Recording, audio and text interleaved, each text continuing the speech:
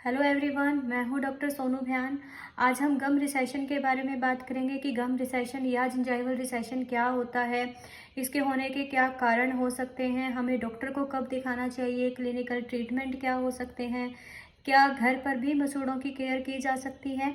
इन सभी क्वेश्चंस को हम एक एक करके डिस्कस करेंगे। आइए अब हम जान लेते हैं कि गम रिसेशन क्या होता है। जब मसूड़े अपनी नॉर्मल पोजीशन से नीचे जाने लगे तो उसको जिंजाइवल रिसेशन या गम रिसेशन कहते हैं। नीचे वाले मसूड़े नीचे जाएंगे और ऊपर वाले मसूड़े ऊपर खिसक जाते हैं तो उसको बोलते हैं गम रिसेशन या जिंजाइवल रिसेशन। उससे क्या होता है, जो हमारे मसूड़े होते हैं हल्के से रेड और स्वोलन दिखाई देते हैं, उनमें से ब्लीडिंग भी होने लग जाती है। जैसे हल्का सा ब्रश किया या फिर टच किया तो ब्लीडिंग होने लग जाती है। अगर आपको भी है ये वाली प्रॉब्लम तो इनके बहुत सारे कारण होते हैं। आप हमें बताइएगा कि इसमें से आपका कौन सा कारण है। तो पहला रहेगा इम्प्रॉपर ब्रशिंग। जब हमारी ब्रशिंग की टेक्निक ठीक नहीं रहती है तो गम रिसेशन हो सकता है। दूसरा रहेगा बैड ओरल हाइजीन, यानी कि मुंह का सफाई अच्छे से नहीं होती है, मुंह की सफाई, तो भी हो सकता है। ओरल इन्फेक्शन से हो सकता है, हार्मोनल चेंजेस से हो सकता है, प्रेगनेंसी के दौरान भी होता है।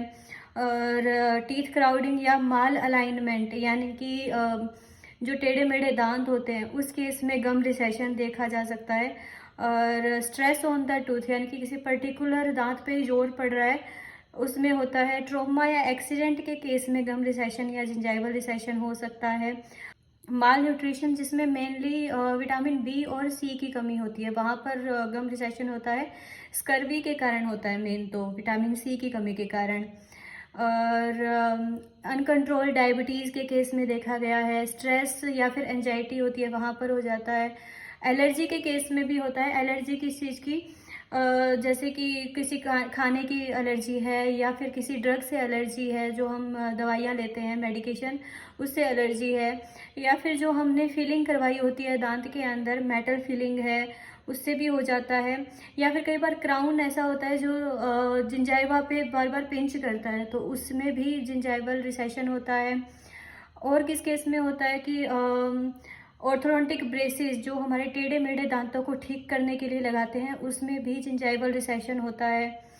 तो ये सारे कारण होते हैं जिसमें जिंजाइवल रिसेशन हो सकता है। तो गम डिजीज की जो शुरुआती स्टेज होती है, जिसमें गम्स हल्का सा रेड और सोलन दिखाई देता है और हल्का सा टच करने पर ब्लीडिंग हो जाती है, ब्रशिंग करते टाइम ब्लीडिंग होती है, तो वहाँ पर हम होम रेमेडी यूज़ कर सकते हैं।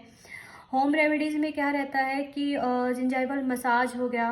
जिंजाइवल मसाज में सरसों का तेल, उसमें हल्दी और नमक डाल के उसको हल्का सा गर्म करेंगे और मसाज करेंगे। मसाज कैसे करनी है, ऊपर वाले दांतों के ऊपर से नीचे और नीचे वाले दांतों की नीचे से ऊपर मसाज करनी है। मसाज से क्या होता है कि ब्लड सर्कुलेशन इंक्रीज होता है और इन्फ्लामेशन कम होनी शुरू हो जाती है। गम मसाज हम शहद से भी कर सकते हैं। ब्रशिंग टेक्निक ठीक कर सकते हैं हमारी।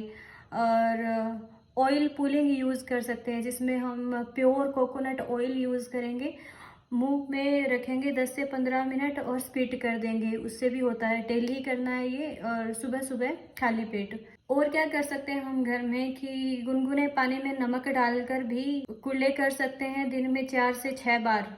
अभी मैंने जितनी होम रेमेडीज बताई, इनमें से कोई एक भी अगर हम रेगुलर बेसिस पे करते हैं तो जो शुरुआती गम डिजीज़ है उससे हम निजात पा सकते हैं। लेकिन अगर हमें यह सब करते हुए 2 हफ्ते हो गए हैं और फिर भी कोई भी इफ़ेक्ट नहीं दिखाई दे रहा है, तो हम क्लिनिकल ट्रीटमेंट पे जाएंगे।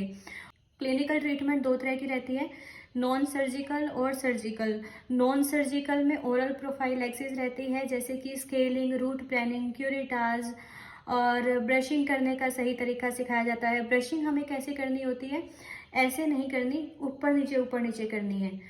फ्रंट वाले टीथ पर ऊपर नीचे, पीछे वाले दांतों पर ऐसे राउंड 2 से 3 दांत एक बार में लेना है, ऊपर से नीचे। ब्रश को 45 डिग्री पे रखेंगे और नीचे ऐसे करना है। उसके बाद आती है सर्जिकल अप्रोच। उसमें ग्राफ्टिंग होती है।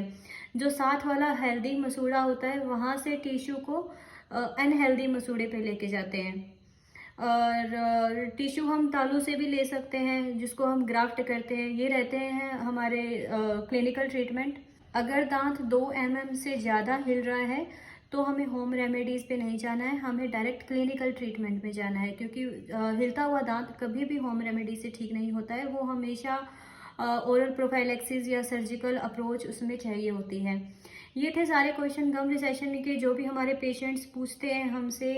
If you still have any queries, any doubt, do comment in the comment section, I will reply to you. Thank you so much.